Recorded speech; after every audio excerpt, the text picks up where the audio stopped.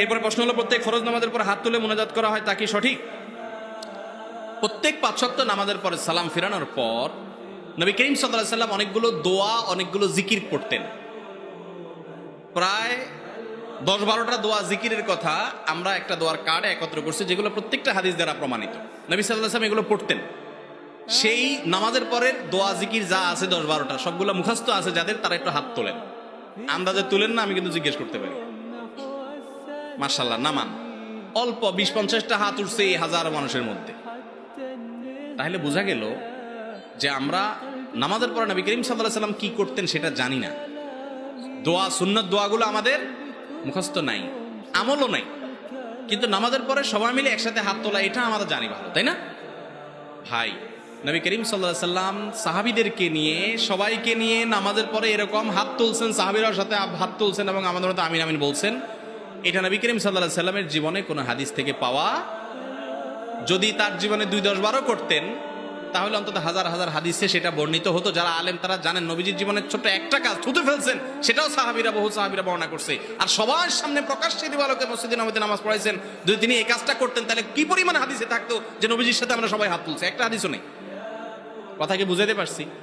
বাংলাদেশের সবচেয়ে বড় মাদ্রাসা হাটহাজারী মাদ্রাসা, সেখানে ৫ ওয়াক্ত নামাজের পর সম্মিলিত কোনো দোয়া হয় না। প্রত্যেকে যার যার মতো দোয়া করে। নামাজের পর দোয়া কবুল হয়, যেন আপনি দোয়া করেন।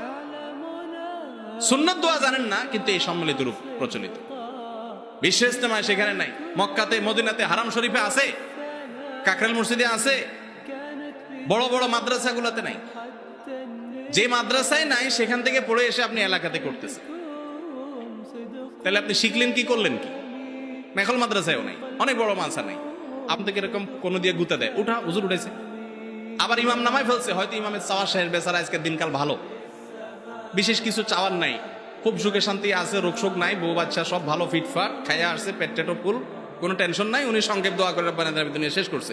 আপনার হয়তো কোনো টেনশন আছে, ছেলেটা বিপদে আছে, মেয়েটার সমস্যা, পেটটা ব্যথা করতেছে, বউটার কোনো অসুবিধা আছে, আপনি আল্লাহ কাছে আরো কিছু লম্বা করে চাইতেছেন। তো পাশ থেকে গুতা মারে, বেটা হাত নামা, হুজুর নামা বলছে না, ঠিক না বে? ঠিক। এটা তো ইসলাম শিখায় নাই। আপনি নামাজের পরে আপনার মতো আপনি দোয়া করেন, হুজুরের দোয়ার সাথে উঠাইতে হবে, নামাইতে হবে, সম্মিলিতভাবে করতে হবে, এই নির্দেশ শরীয়ত আমাদেরকে।